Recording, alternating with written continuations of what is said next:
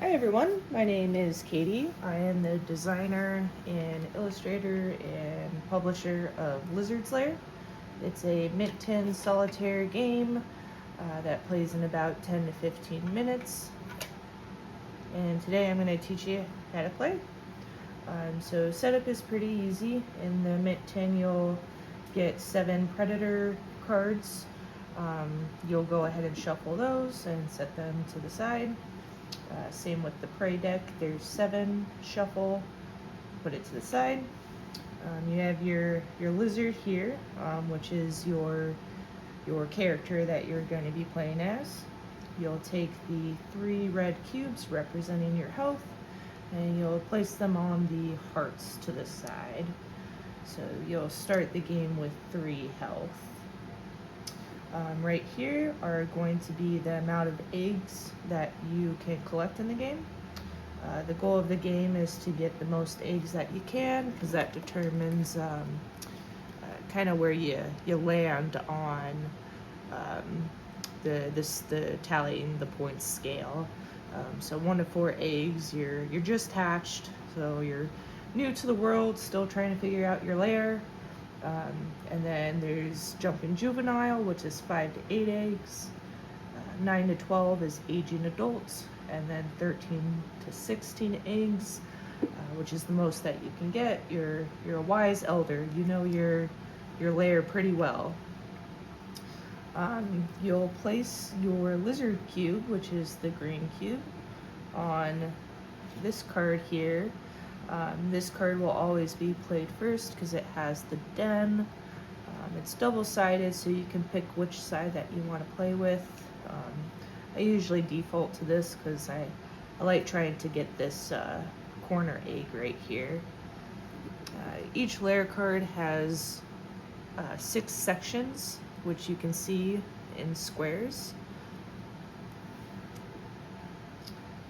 Your yellow cube is going to be your egg tracker, so when you get an egg, you'll just tally it right here.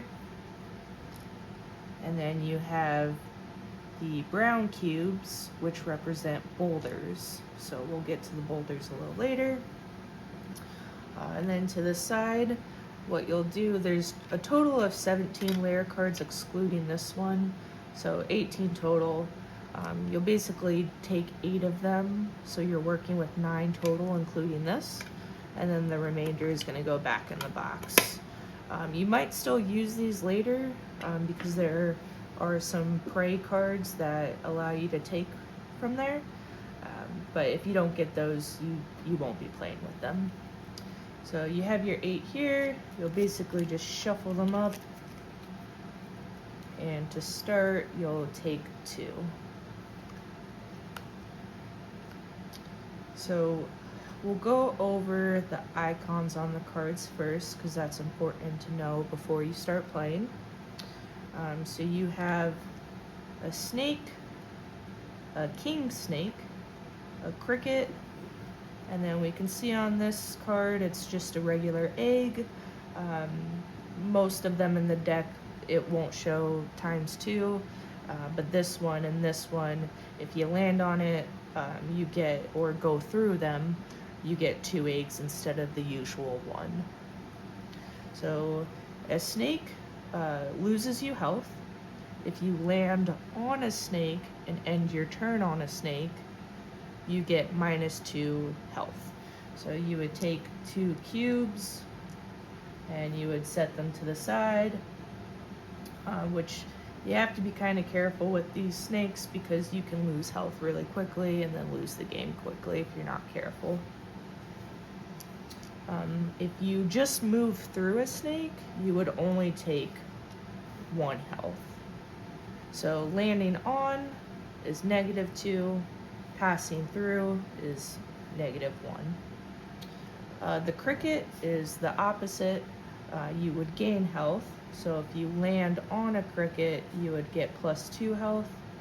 If you just move through a cricket, you would get +1 health. The king snake is a push your luck mechanic.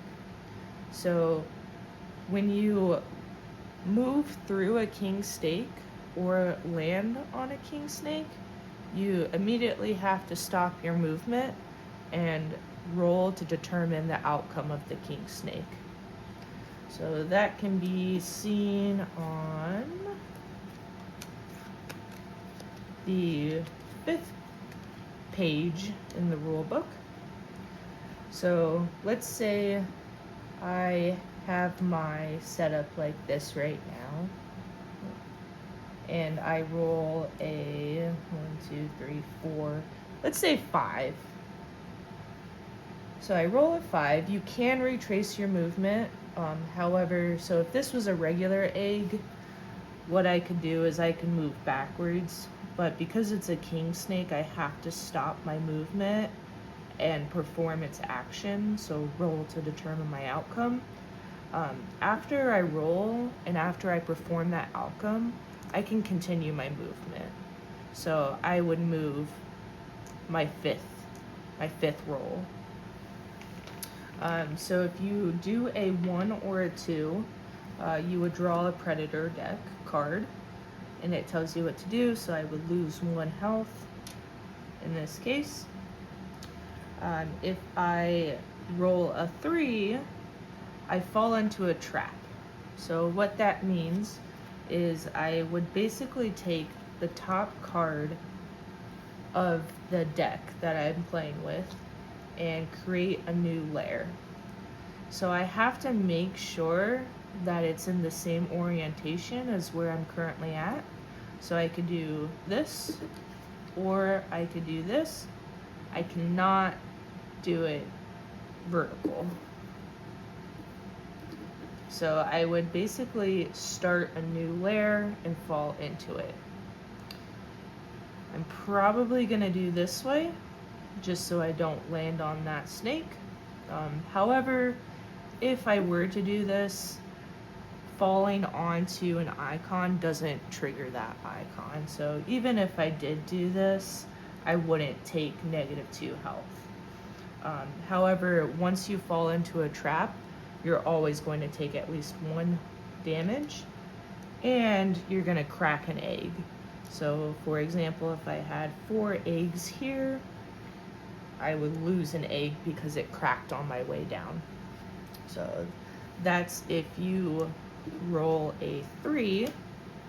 If you roll a 4 or 5, you would draw from the prey deck, which is all the goodies that you want to get. So in this case, I would gain an egg, which benefits me.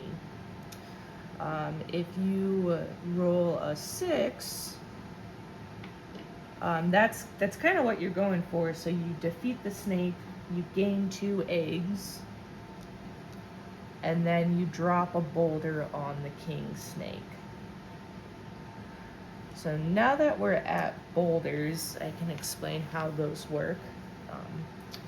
So let's say if I had this card here, and I'm at the beginning of my lair, and I roll a 3. So I would do 1, 2, 3.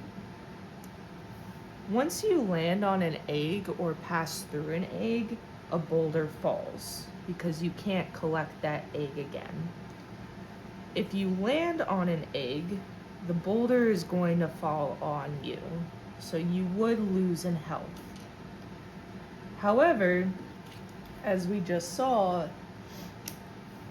if I roll a 6 on a king snake, a boulder still falls. However, you won't take damage. The snake takes the damage for you. So you get all the positives. You gain 2 eggs. You defeat the snake, but you don't take damage. However, with a regular egg, if you do land on it, then you take that damage because the boulder's gonna fall no matter what. Boulders fall whether you land and end your turn on an egg or if you pass through an egg. So let's say, for example,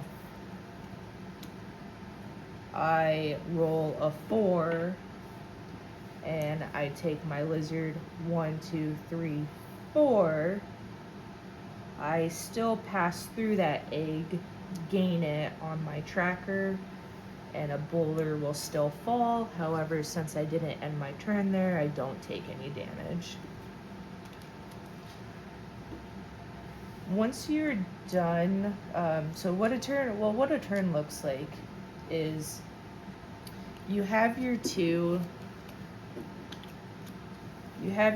cards.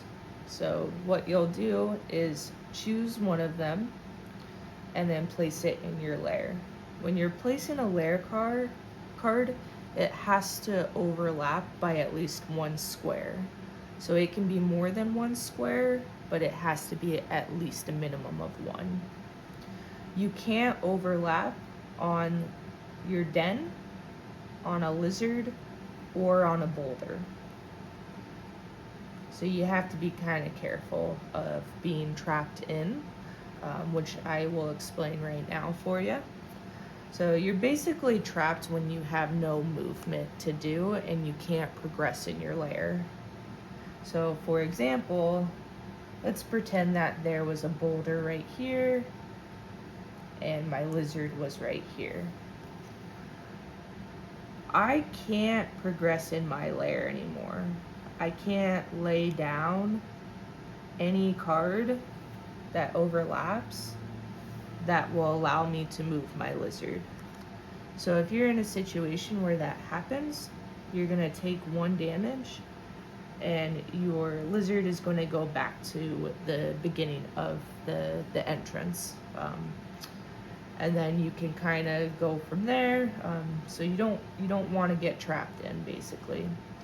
You are able to retrace your steps. So for example, let's say I'm right here and there's a boulder blocking me in. Technically I'm not blocked in yet, so I don't have to go back to my lair because I can still move here. So let's say I laid down my card and I'm stuck right here. So if I roll a 2, I could do 1, 2. I can retrace my steps and I'm not trapped. So now that's pretty much how you play the game. The game ends once you run out of all your lair cards, which are going to be the 8 of them, not including this. So a turn consists of laying a card down, overlapping by at least 1, rolling to determine your movement. So I rolled a 4, so I can do 1, 2, 3. I can't go back if I do that, so I could do 1, 2, 3, 4 and go back to the den, which allows me to pass through an egg. So I would gain that egg, drop a boulder, and now this part of my path is blocked off because I can't move through a boulder. I draw up to 2 cards, and then I just repeat those steps. So now I'm just going to do a playthrough of the game, now that we have a general idea of how to play. So that was my first turn. Now I'm going to take my second turn. So what I'll probably do is this right here. Oh, oops. So I rolled a 2, I'll do 1, 2. Draw back up.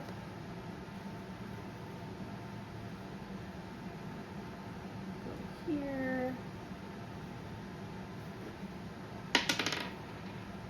Roll a 6, which is pretty nice. So 1, 2, 3, because I can retrace my steps.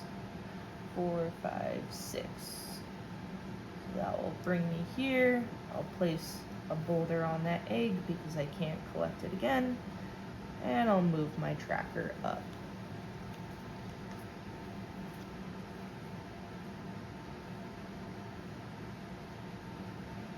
think I'll do... So the king snakes can be really fun to do because it can gain you more eggs and it can gain you benefits with the prey deck. And I feel pretty confident right now because I have 3 health, so even if I get a -2 in here, it's not going to end the game for me. So I'll go ahead and roll. I rolled a 3. Like I said before, if you can pass through a king snake, however, you have to stop when you do because you have to roll and determine your outcome first, and then you'll continue your movement. So I did a 3, I moved my 1. Now I have to roll again to see what my outcome is. 6, which is perfect, that's what I wanted. So I'll gain 2 eggs from that. I'll drop a boulder because it does defeat my king snake, but I don't take damage, and then I'll continue my movement. So I had a 3. So now I'm going to do 1, and I trapped myself because I can't move back onto it. That's okay because I still have a full range of health, which gives me some wiggle room to do moves like this. I'll go ahead and remove that, and I'll go back to my den entrance, and then I'll keep going.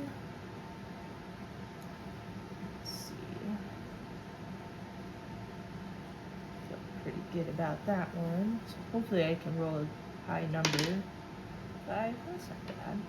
So I'll do 1, 2, 3, 4, 5. So I'm purposely landing on this egg even though I know that I'm going to lose a health. I think it's worth it. So I'll do 1, 2, 3, 4. Yeah, I think I'll just land on a cricket actually to get that back because I think I can roll at least a 3 or a 2. So I'll place a boulder on this one and collect my egg. Right. Got another king snake on this one, so I think I'll go here. Got a 4. Alright, so I'm gonna collect this egg first because I have enough movement to get that and my king snake. So I'll do 1, 2, 3, 4. I'll collect my egg, place a boulder, and then roll to see what the king snake outcome is. And I got my predator deck, -1, that's okay. No boulder falls even after my outcome because the outcome wasn't gaining eggs. A boulder only falls when I collect the egg. I'll draw my last card, so I only have about 2 turns left unless I am able to get the prey deck, and I believe that there's a card in here that lets me take from the unused Lair cards. Kind of at an odd angle here, so I got some boulders surrounding me and can't really figure out. I think I might have to. What did I do here? I think. Okay, that's what I'm gonna do.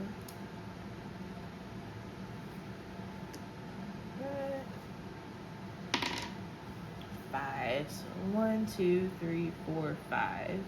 1, 2, 3, 4, 5. So I'm risking it a little bit. I gained an egg, but I also went over the snake, so I'm gonna lose a health. So right now I'm hoping for either a prey deck to get me some health, hopefully, or some eggs, or falling into a trap. So anything but a 1 or 2, and it's a 1. Hopefully it's not losing health though. Alright, so swap 2 Lair cards in your hand. I only have 1, with 2 random Lair cards from the box. Okay, so at least it's not losing health for me. So I'm gonna take the one that I have, and I'm just gonna swap it out with the first one and just put this one back. Alright, so this is my new card. Oh, this one's tough. So I think I don't want to risk getting a king snake again, because if you lose health before the game ends, you don't count your eggs, so you lose with no reward. So I think I'm going to play it safe and put the path towards a cricket and an egg down. Hopefully you guys can see that. Oh, no, not at all. There we go. Alright, so this would be my last turn. So I'll roll a 5. So I'm going to do 1, 2, 3, 4, 5. So I basically gain a health, gain that, and then come back here. Let me make sure I drop a boulder. Alright, so I end the game with 8 eggs. So I'm going to take my handy dandy little cheat sheet. Okay. And then I have 8 eggs, so I'm going to be a jumping juvenile. You've been exploring these undergrounds well, but still get lost sometimes. So definitely room for some improvement right there. But yeah, this is Lizard's Lair. I hope you guys enjoyed the little setup and playthrough and how to play kind of all mixed together. This, I might be putting it on crowd sale on the Game Crafter coming soon, but you can also get the free print and play on Board Game Geek right now under Lizard's Lair. Yeah, thanks for watching.